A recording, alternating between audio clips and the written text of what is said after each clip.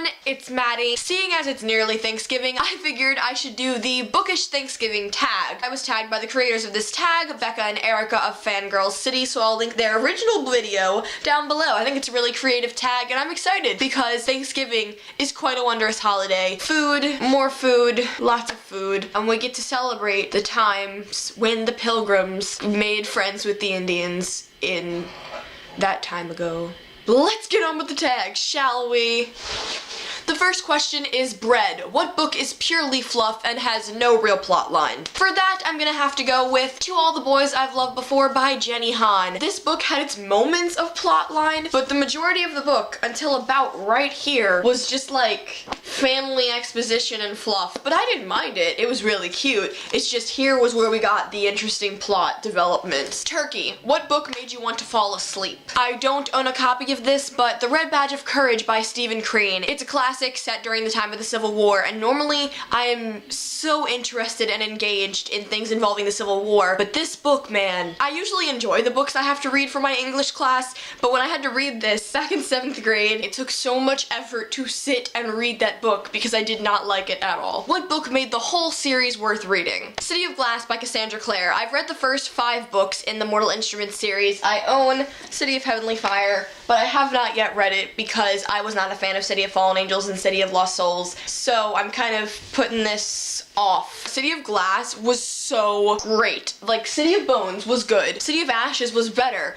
but City of Glass was phenomenal, and it could have been the ending to the series, and I would have been happy with it, but we continued. I'm not even gonna get into that whole spiel because I won't be able to stop talking about it. So yes, City of Glass. If you have not read City of Bones, read City of Bones, then read City of Ashes, then read City of Glass, and if you don't want to continue, just stop at City of Glass.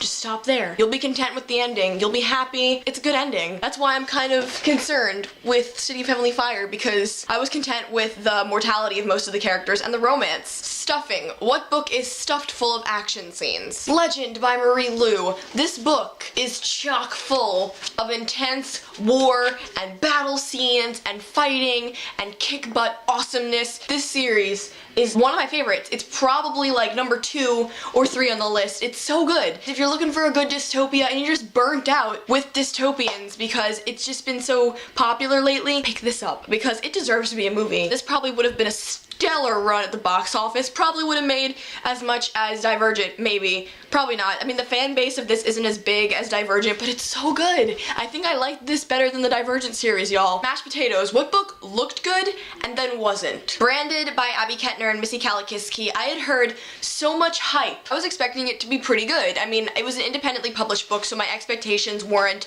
exceedingly high, but I read it and I was really let down because I expected a lot of the plot points. I was underwhelmed by the plot itself, and the characters were poorly developed. You can see all of my other feelings on that in my review that I'll link down below. Cranberries. What book has the sweetest romance? I bet you know what's coming. Do you know? Do you know? You know. You knew it was coming. It did. It came. I probably don't even have to explain this, but Anna, St. Clair, match made in heaven despite all the angst surrounding their romance throughout everything in this book until like right here. See right here? This is called the ending. It's the ending in those contemporary books because the ending is when the couples get together. And then there's nothing. There's nothing. Corn. What's the corniest book you've ever read? Better Off Friends by Elizabeth Eulberg. This was cheesy goodness like nachos. No, like cheese sticks. Cheesy goodness of cheese sticks. This is the stereotypical thing of the guy and girl who are best friends who suddenly realize that both of the friends are good looking and they should date. Green Beans. What book is too long and needs to be shortened? I love you, JK, but this book was a little long. It was a little long, and it just, I wasn't, it was just too long. Pumpkin Pie. What book do you need to get out of a reading slump? I don't have a specific go-to get me out of my reading slump book, but I do tend to want to go for a book that has lots of action and is kind of short, so I would go for Fire and Flood by Victoria Scott. This book is quite short, has a lot of intense action, a sweet romance, and great characters, and it's interesting. Reading this again would not be a bad thing because the sequel comes out next year, and I would like to read the sequel. There's a cover change. I like the cover change, but now my covers aren't gonna match when I buy the second one, so Dilemma. Dog slash cat. What's your favorite Thanksgiving food to steal from the table? Seeing as I'm a human and can eat all the food I want, I say all. All the foods, I will eat all. Actually, I'm likely to go for the pumpkin pie. Pumpkin pie is my favorite Thanksgiving food ever. Pumpkin, pumpkin, pumpkin. It's the season of pumpkin, and I've probably eaten about 10 pumpkin Pop-Tarts already. I'm going to tag Andreya from Little Yellow Bookshop, Sophia from the Book Basement, and Liz from elizziebooks to do this tag. I hope you enjoyed this video. If so, give it a thumbs up and subscribe to my channel. I'll see you next time. Bye!